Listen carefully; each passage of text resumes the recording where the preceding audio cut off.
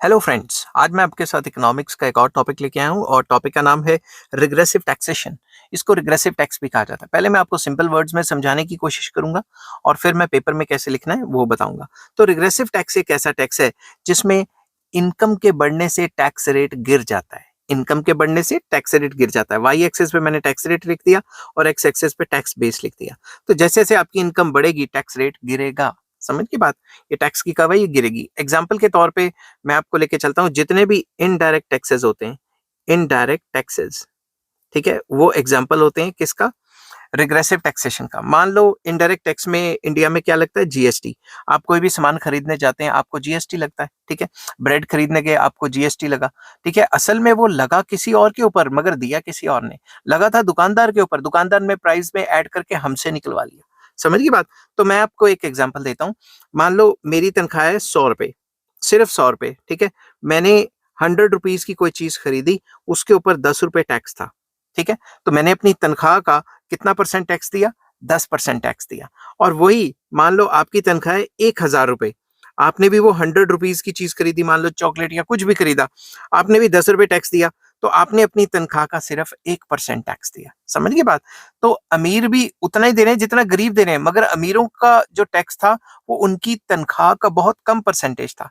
तो कहने की बात यह है कि जैसे जैसे आपकी इनकम बढ़ती है वैसे वैसे टैक्स की परसेंटेज कम होती रहती है। ये प्रोग्रेसिव से उल्टा है। प्रोग्रेसिव टैक्स जो कराया था पिछली वीडियो में उससे उल्टा है। तो अब पेपर में कैसे लिखना है वो शुरू करते हैं। A regressive tax is one in which the rate of taxation decreases as the taxpayer's income increases and vice versa। जैसे जैसे टैक्सपेयर की इनकम बढ़ेगी उसका परसेंटेज ऑफ टैक्स या रेट ऑफ टैक्सेशन है वो डिक्रीज हो जाएगा।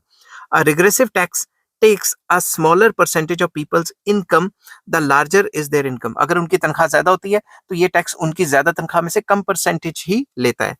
For example, a person earning an income of 5 lakh a year may be taxed at the rate of 20%, while a person earning an income of rupees 10 lakh a year may be taxed at the rate of 15%। तो जिसकी कम income है उस पर ज्यादा percentage tax लग रहा है और जिसकी ज्यादा इनकम है उस पर कम परसेंटेज ऑफ टैक्स लग रहा है।